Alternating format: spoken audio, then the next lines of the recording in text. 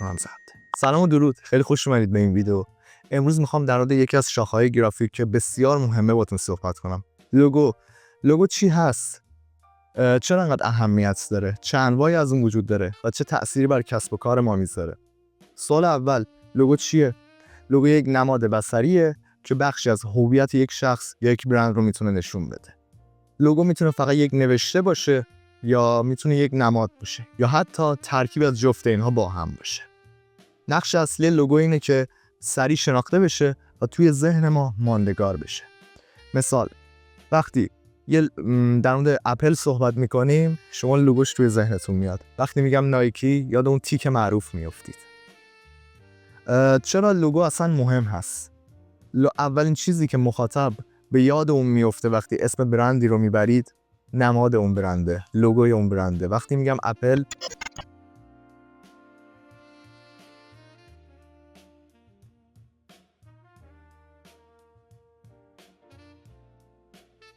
شما یاد برندش میافتید که اون سیب گاز زده هست یا اون تیک نایکی یا نوشته کوکاکولا. حس اعتماد به حرفه‌ای بودن رو میتونه منتقل کنه. لوگوی خوب میتونه توی ذهن مخاطب ما رو ماندگار کنه و بیشتر به اون فکر کنن. حتی خود اون نماد، اون لوگو میتونه ارزش مادی خیلی زیادی داشته باشه. لوگوی نایکی 26 میلیارد دلار قیمت داره.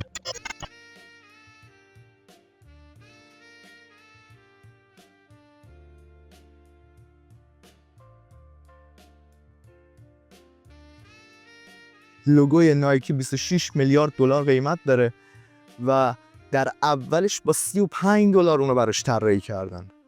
لوگوی نایکی الان 26 میلیارد دلار پولشه. واقعا زیاده. انواع لوگو رو الان براتون نام میبرم، مثال میزنم براتون. حالا توی تدوین اینور یا اینور نشونتونم میدم اونا رو. لوگو تایپ یعنی بر پایه نوشته، مثل گوگل یا همون کوکاکولای خودمون. کوکاکولا هم یک لوگوی خیلی گرون قیمتیه. حالا اونم سرچ میکنم میگم بهتون. لوگوی سمبولیک یا فقط همون نماد خودمون. اپل یا توییتر. اپل که سیب گاز زده است و توییتری که اون پرنده آبیه. لوگوی ترکیبی متن و نماد، مثل آدیداس، مثل برگر کینگ که هم لوگو تایپ خاص خودشون رو دارن، هم اون نماد خاصشون رو دارن.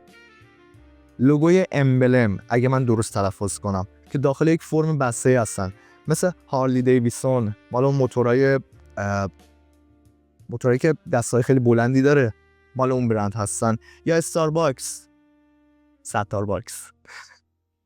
لوگوی انتزاعی یا بهتر بگم همون اشکال هندسی خاص، مثل پپسی یا همون نایکی که در موردش صحبت کردیم. اینا 5 مدل از لوگوها بودن. انواع دیگه هم دارن ولی خب همش یه جورای زیر مجموعه همین حساب میشن. اگه شما چیز دیگه مد نظرتونه، من اشتباه میکنم، برام کامنت بذارید، خیلی خوشحال میشم. اگه اوکی باشه شما رو پین میکنم که بقیه هم ببینن. ویژگی یک لوگوی خوب چیه؟ ساده باشه، زیاد شلوغش نباید باشه که مخاطب اون رو راحت بتونه توی ذهنش بسپاره. قابلیت استفاده شدن تو هر اندازه، تو هر سطحی رو داشته باشه. چه یک بیلبورد خیلی بزرگ، چه کارت ویزیت کوچیک. تو جفت اینا باید این لوگو واضح باشه و کیفیت داشته باشه. منظور کیفیت نه کیفیت تصویری ها.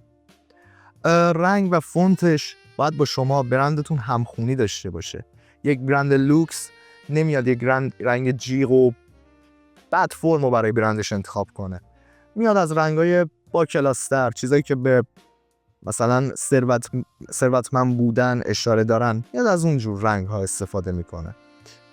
ماندگار باید باشه و راحت توی ذهن ما حک بشه، مثل کوکاکولا، مثل نایکی، مثل اپل، مثل فتوشاپ. لوگوی خیلی به یاد موندنی داره، یه پی و یه دونه اس و رنگ آبی خاصی هم داره، همین. و این توی ذهن من ماندگار میشه چون خیلی ساده است. حالا طراح لوگو و درآمدش. طراحی لوگو یکی از پردرآمدترین رشته‌هاییه که شما میتونید برید سمتش توی گرافیک. توی ایران خودمون تقریبا دیگه فکر کنم 500,000 تومان تا 2 میلیون تومان لوگوهای لول پایین، اینایی که با هوش مصنوعی درست میکنن، وقت زیادی براش نمیذارن، میتونید با این قیمت‌ها براشون طراحی کنید و بالای 2 میلیون تومان لوگوهای حرفه‌ای هستن که براشون وقت میذارید و واقعا اونها رو طراحی میکنید.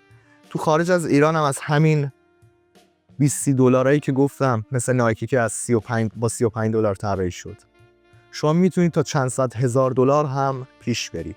البته بستگی به کارت داره و رزومه و تجربه هایی که کسب کردی. توی ایران بازارش خیلی بزرگ شد، چون همه دارن پیج اینستاگرام میزنن، برند خاص خودشونو دارن، آنلاین شاپ دارن.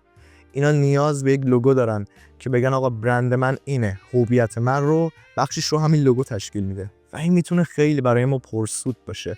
خارج از این که رقابت جهانی داری دیگه، هر جای دنیا میتونی با سایت های فریلنسری کار پیدا کنی، طراحی کنی، دورکاری یه جورایی میشه گفت و اونم درآمد خوبی داره چون به دلاره و دلار خیلی میتونه بر زندگی مایی که توی ایران هستیم تاثیر بذاره، چون قیمت دلار رو میدونید دیگه.